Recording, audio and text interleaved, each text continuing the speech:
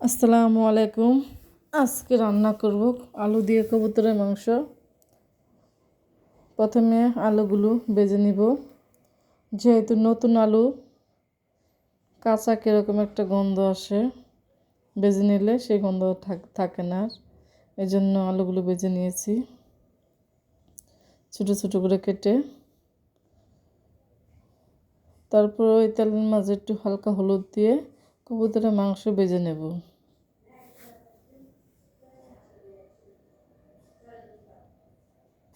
তারপরে যে মাংস দিয়ে দিলাম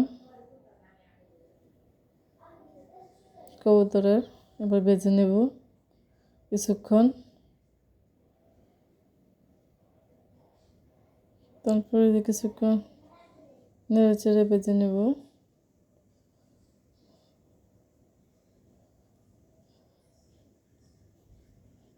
ভাজা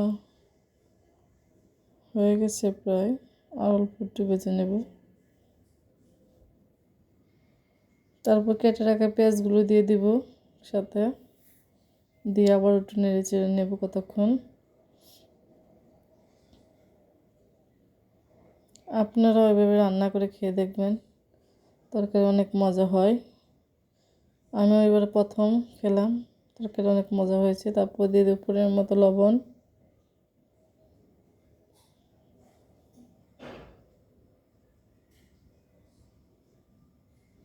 দিয়ে আবারও ভালোভাবে নেড়ে চেড়ে নিয়েছি।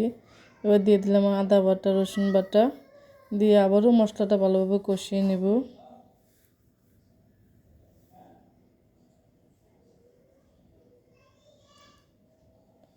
ঘন ঘন নাড়তে হবে, না হলে মশলা লেগে যাওয়ার সম্ভাবনা আছে।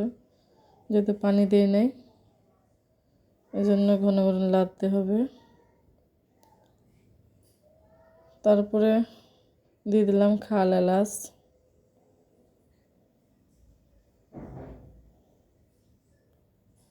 দিয়ে আবারও কিছুক্ষণ নেড়ে নেব।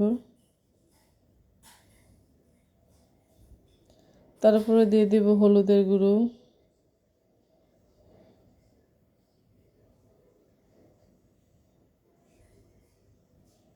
মরিচের গুঁড়ো পরিমাণ মতো, তারপর দিয়ে দেব ধনিয়া গুঁড়ো, দিয়ে আবার একটু নেড়ে চেড়ে নেব।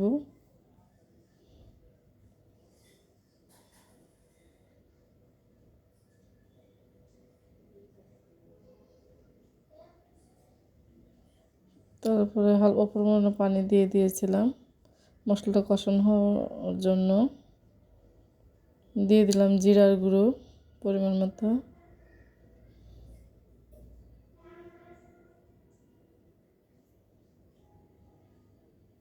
তারপরে ভেজে রাখা আলুগুলো দিয়ে দেবো একসাথে,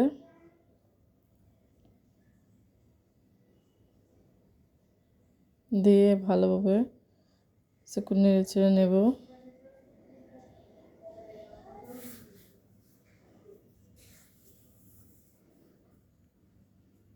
কিছুক্ষণ নেড়ে চেড়ে নেব ভালোভাবে, আলুর সাথে যাতে মশলাগুলো ভালোভাবে ঢুকে।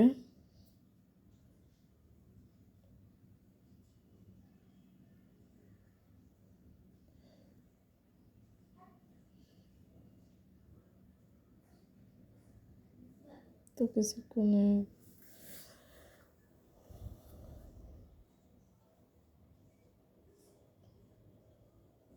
তারপর দিয়ে দেব পরিমাণ মতো পানি,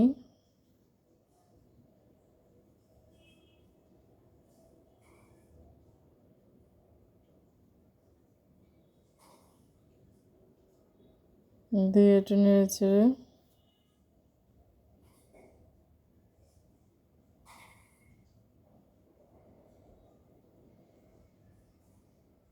তারপর ঢাকনা দিয়ে ডেকে দেব রান্না হওয়া পর্যন্ত। না হওয়া পর্যন্ত এই তো হয়ে গেছে আমার কবুতরের মাংস। ভিডিওটি ভালো লাগলে লাইক কমেন্ট শেয়ার করবেন। আপনারা ট্রাই করবেন, এভাবে রান্না করবেন, খেয়ে দেখবেন অনেক মজা হয়। আল্লাহ হাফেজ।